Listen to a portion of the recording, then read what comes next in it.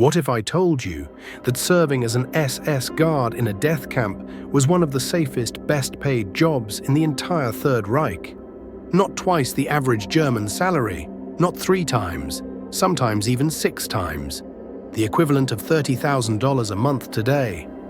All while ordinary soldiers froze in Russia and civilians at home scrambled to bomb shelters at night.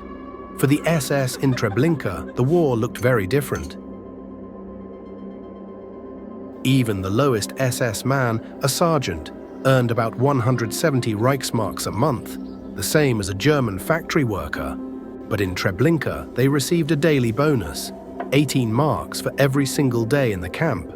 Add it up, and their income soared to 4 times the German average, and 4 times what a Wehrmacht sergeant earned, while risking his life every day on the Eastern Front.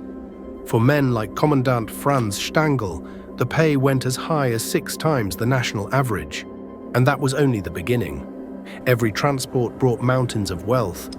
Coins, watches, jewelry, even diamonds. Officially, valuables were sorted and sent to headquarters in Lublin.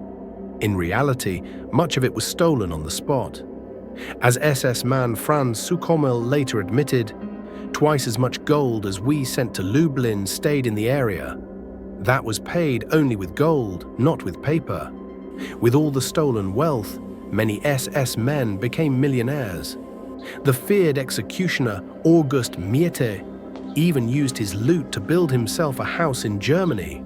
But money alone does not explain why life in Treblinka felt so different. Unlike soldiers in trenches, SS men in the camp slept in real beds, with electricity in their rooms. They had hot meals every day, and by 1943 they even enjoyed Sunday afternoons off, and sometimes killing literally waited for mealtime. Survivor Eddie Weinstein recalled how executioner August Miete once left Jewish infants lying at the edge of a burning pit. He calmly ate his lunch first. Only afterwards did he return, shoot the babies, and order their bodies thrown into the flames. Of all my memories of Treblinka, Weinstein wrote, "This vision of the children is undoubtedly the worst. Even 50 years later, I cannot overcome the horror.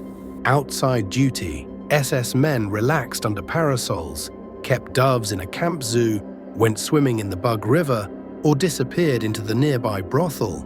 Sukomel remembered, "The best whores of Warsaw were present all around the camp. One brought the next along. And there was even music. The famous violinist Arthur Gold, dressed in a clown's outfit, led a prisoner orchestra playing for the amusement of the SS. Deputy Commandant Kurt Franz staged boxing matches between starving prisoners, even fake weddings, and had the camp compose its own anthem. It was a surreal mix: coffee, alcohol, music, prostitutes, and industrial murder. You might think the job itself must have been brutal, right? Wrong.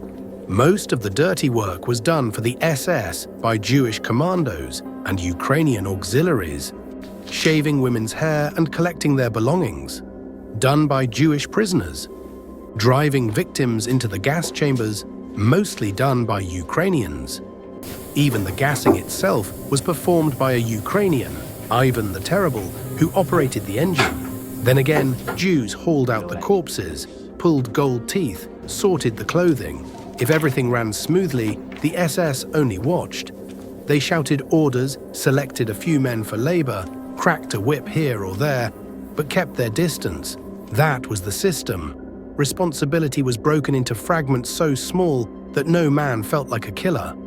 And yet together they murdered thousands every single day. And while others killed, the SS rested. Every 3 months, they received home leave. Frontline soldiers got that privilege once a year, if at all. People envied me, Sukomel recalled. They envied my wife because I had more vacation than others. We even took home chocolate and sardines from Polish speculators all around the camp. The SS also brought home luxury clothes stolen from murdered women, gifts for their wives. And not only that, they returned as respected citizens. Take Gustav Münzberger, once just a joiner from northern Bohemia. His son Horst later remembered, when he put on the black SS uniform, That's when he became somebody. In Treblinka, the power, the difference, unimaginable. Many returned decorated as heroes, among them Lorenz Hackenholt, who had built the new gas chambers of Treblinka. The camp gave men not just money, but status. But not everyone accepted it. One SS man, Alphonse Lindenmüller, told a Jewish prisoner he could not reconcile camp duty with his honor. He left on Christmas leave, never to return. He volunteered for the front. In Treblinka, he even had an easy post. No killing, just overseeing the gold Juden who sorted valuables. Yet he chose the front instead. He survived the war, only to die starving in a Soviet prison camp in 1946. And here's the part no one wants to hear. Even if there was an honest man who refused to serve in the camp, it changed nothing. His place was taken by Franz Suchomel, and the machine kept running. Treblinka never needed more than 20 SS men, and there were always volunteers ready to fill the gap. Still, Lindenmüller's choice matters. It shows that even in a system built on obedience, someone could refuse. The question is, would you have had the courage to walk away? Let me know in the comments.